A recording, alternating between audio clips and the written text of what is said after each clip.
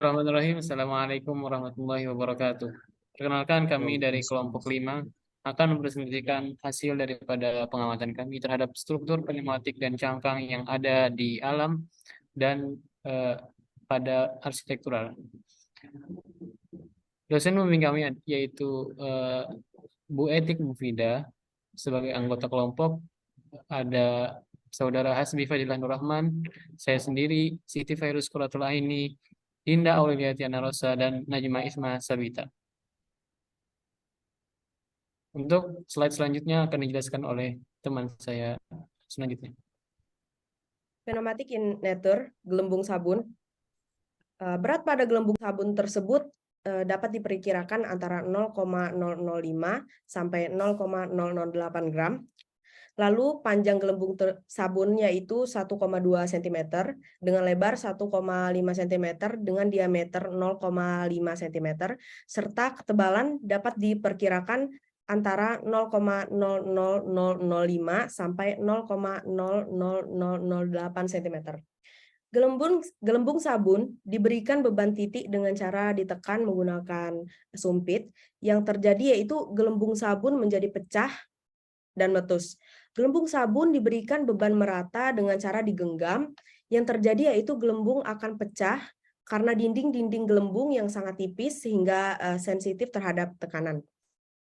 Lalu selanjutnya, balon sabun adalah lapisan tipis dari air dengan permukaan idesen.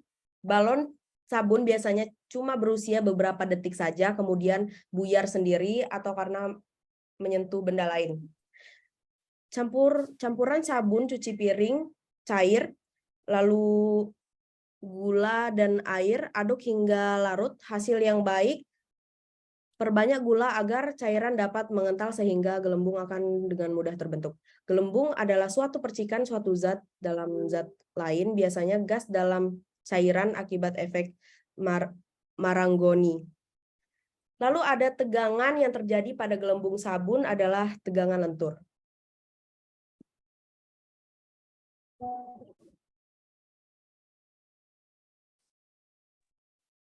Selanjutnya, pneumatic in architecture. Bangunan yang kami ambil di sini adalah Syracuse Carrier Dome.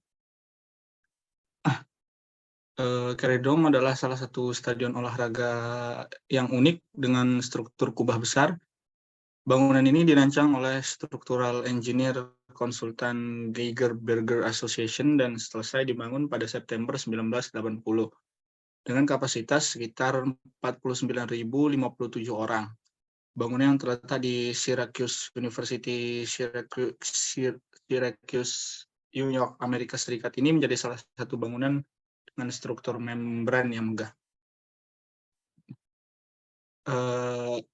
Struktur as arsitektur, firmitas. Struktur atap yang digunakan pada bangunan ini adalah struktur membran. Atapnya menggunakan membran PTFE atau polytetrafluoroethylene. Membran ini juga didukung oleh kabel baja dan tali kawat sebagai elemen tarik untuk mempertahankan bentuk dari dom yang tercipta oleh membran. Kabel-kabel ini diikat pada struktur kolom yang dibuat menyerupai mahkota dan terhubung langsung pada kolom balok kerangka utama bangunan untuk memperkuat bentuk dan mendukung kekokohan bangunan. Dari segi venusitas, selubung membran yang transparan ini dibatasi oleh sekat-sekat baja menyilang menimbulkan repetisi bentuk belah ketupat. Kolom dan balok juga diperlihatkan secara jelas pada bagian fasad dinding, menambah irama bentuk besar kecil pada tiang-tiang lurus memanjang. Pada bagian utilitas, Syracuse Carrier Dome ini kemudian diperbarui namanya menjadi JMA Dome. Stadion ini adalah rumah bagi tim sepak bola, bola basket, dan lacrosse Syracuse Orange. Bangunan itu juga menjadi tempat diselenggarakannya beberapa konser, kejuaraan, dan acara paling berkesan di wilayah tersebut. Lebih dari 18 juta orang telah melewati pintunya sejak acara pertama gedung tersebut. Pemain bola basket misalnya mendatangkan lebih dari 35.000 orang dalam setiap pertandingannya. Kolom tinggi dan kokoh yang berbentuk segi empat mengelilingi lapangan menopang kabel baja serta tali kawat dengan bentang lebar. Kolom-kolom ini memungkinkan bangunan membentang 7,7 hektar tersebut tanpa satu tiang penyangga pun yang ada di tengahnya. Untuk konfigurasi struktur, pada struktur carrier dome, struktur utama penyusunnya adalah selubung membran PTFE yang berfungsi sebagai atap bangunan dan naungan bangunan. Membran PTFE ini merupakan membran serat kaca berlapis yang sangat tahan lama dan toleran terhadap elemen cuaca yang paling ekstrim sekalipun. Tentunya, tenunan fiberglass memberi serat kaca berlapis PTFE kekuatan mekanisnya dan memberikan membran dengan fleksibilitas yang maksimum. Selubung membran ini nantinya diikat pada kabel baja yang selanjutnya dihubungkan pada rangka struktur baja yang dibuat mengelilingi bagian atas dari bangunan. Bagian ini terbuat dari baja dan kerangka baja ini terhubung langsung pada masing-masing kolom bangunan di bawahnya. Join antara elemen berikut, pembahasan tentang join antara elemen. Struktur yang digunakan pada atap bangunan tersebut membentuk segitiga yang menjadi sambungan atau join pada setiap bagian struktur atap bangunan tersebut. Dan bagian bawah terdapat pondasi sambungan atau join yang sudah diberi tanda. Gaya eksternal dan outlet. Gaya eksternal yang bekerja pada bangunan ini yaitu gaya pada bentuk dom merupakan gaya tarik pada seluruh struktur bangunan. Adanya tekanan udara pada sistem ini mempunyai pengaruh terhadap geometri membran. Memperbesar radius lengkung akan menambah kekuatan membran. Pengurangan kekuatan membran dapat dilakukan dengan mereduksi kurvatur melalui penggunaan kabel atau kolom tarik. Gaya internal. Gaya internal yang bekerja pada bangunan ini yaitu prinsip yang mendasari desain struktur membran adalah permukaan harus dipertahankan mengalami tarik pada semua kondisi pembebanan. Ada dua karakter dasar dari kemampuan membran. Tegangan gaya terdiri atas tarik dan geser, yang selalu ada dalam permukaan bidang membran dan tidak tegak lurus di atas bidang tersebut. Macam-macam material. Material pada Syracuse Carrier Dome, atap asli seberat 220 ton didukung oleh 16 kipas udara per menit terletak di ruang mekanisme di sisi utara dan selatan bangunan. Kipas mengarahkan lebih dari 1 juta kaki kubik udara per menit ke atas melalui 36 kolom utama dom dan di bawah atap. Untuk menghindari penumpukan salju, udara yang dipanaskan hingga 160 derajat dipompa ke ruang udara mati di antara dua lapisan atapnya untuk mencairkan salju sebelum menumpuk. Proyek ini melibatkan lebih dari 80 perusahaan dan mengubah 30.000 meter kubik beton dan 880 ton baja. Begitupun atap bangunan merupakan membran serat kaca berlapis yang sangat tahan lama dan toleran terhadap elemen cuaca yang paling ekstrim sekalipun. Tenunan fiberglass memberi serat kaca berlapis PTFE kekuatan mekanisnya dan memberikan membran dengan fleksibilitas maksimum. Menjadi stadion berkubah terbesar kelima di Amerika pada saat penyelesaian. Macam-macam penampang. Terdapat penampang beton dan baja pada setiap bangunan carrier dome, meliputi bentuk dari bangunan dom beragam bentuk penampang dari horizontal, diagonal, maupun vertikal. Sel inadron cangkang telur memiliki ukuran sebesar 3 x 6 cm persegi. Ketebalannya berkisar antara 0,5 mm sampai 1 mm. Saat diberi beban merata, cangkang telur sulit untuk dipecahkan. Pada simulasi, cangkang telur pecah saat digenggam sekuat tenaga. Sama halnya dengan pada saat diberi beban titik penggunaan jarum. Cangkang telur mengalami kerusakan pada area yang diberi beban. Selanjutnya, saya akan membahas tentang Grace Auditorium sebagai shell in nature. Grace Auditorium atau bangunan yang ada di MIT Building adalah struktur auditorium di Massachusetts Institute of Technology, berlokasi di Massachusetts Avenue, Cambridge, Massachusetts. Bangunan ini dirancang oleh arsitek Finlandia, Amerika, Eero Saarinen. Pada peletakan batu pertamanya tahun 1953, Crest Auditorium dinamai dari penyandang dana utamanya, Sebastian S.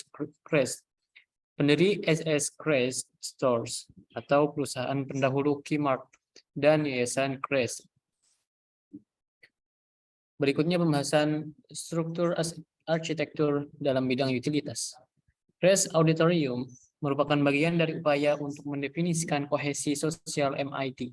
Auditorium adalah tempat mahasiswa dan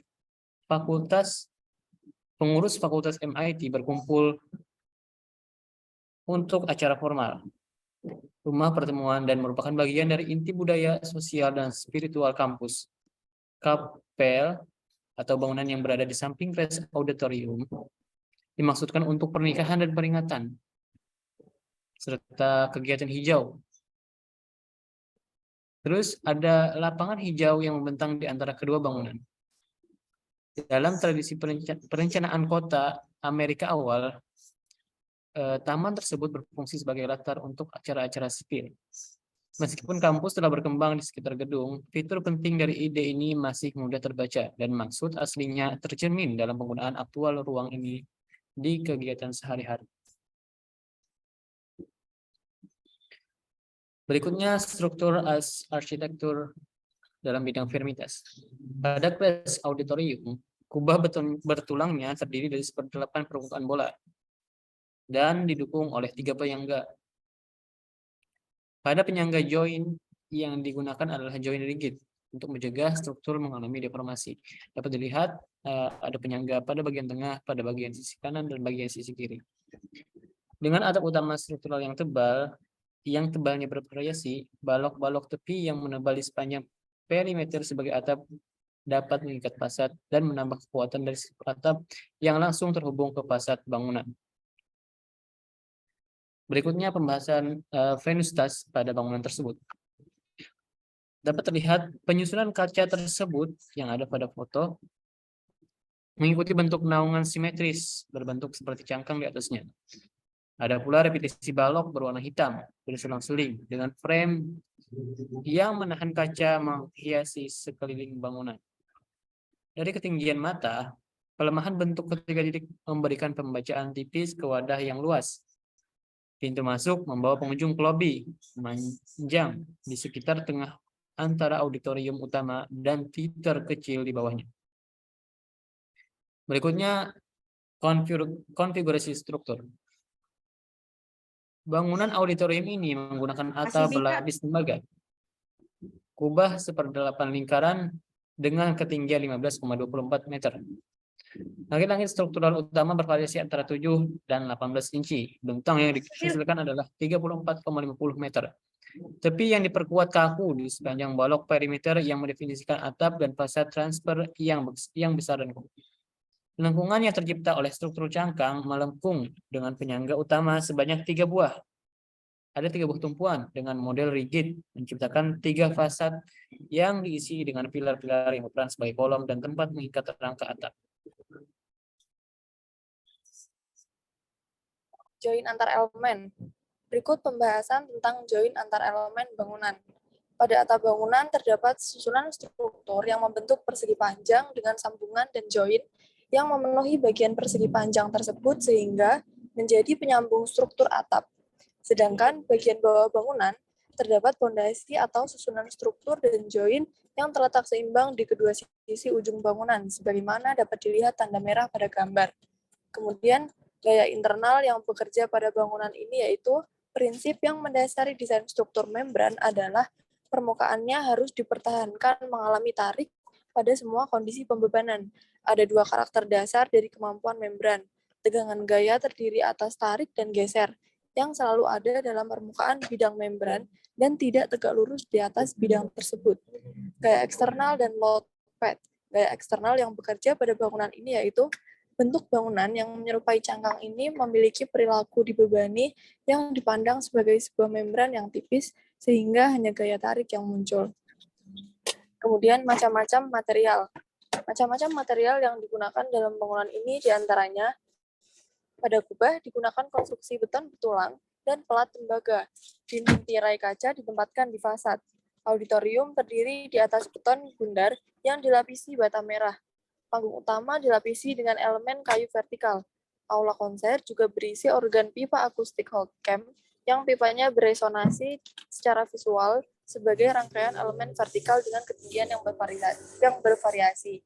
Dan yang terakhir yaitu penampang yang digunakan dalam bangunan ini adalah bentuk lengkung menyerupai cangkang.